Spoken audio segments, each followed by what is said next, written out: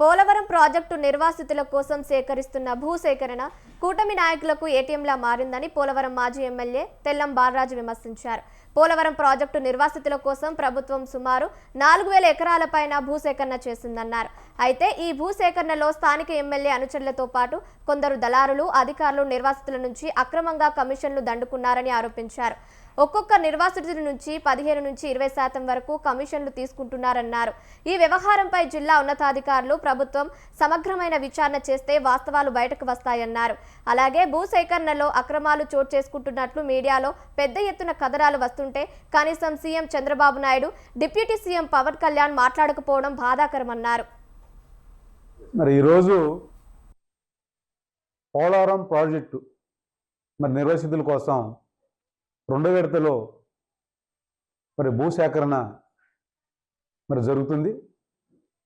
ఈ భూసేకరణ బుట్టాయిగూడెం మండలం, జీడిమేడు మండలంలో సుమారు 4000 ఎకరాలు ఈరోజు భూసేకరణని మరి ప్రభుత్వం చేపట్టింది.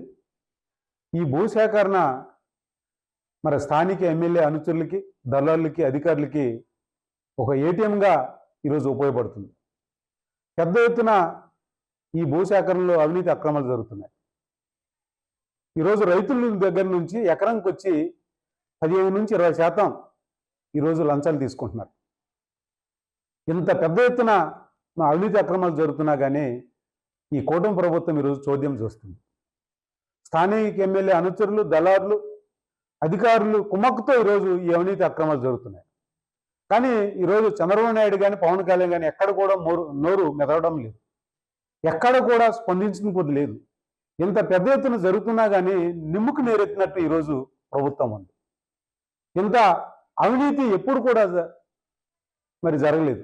అలాంటిది ఈరోజు కూటమి ప్రభుత్వంలోనే ఆనాడు మొదటి విడతలో కూడా ఇదే విధంగా భూసేకరణలో ఈరోజు లక్షలాది కోట్లాది రూపాయల చేతులు మారినాయి.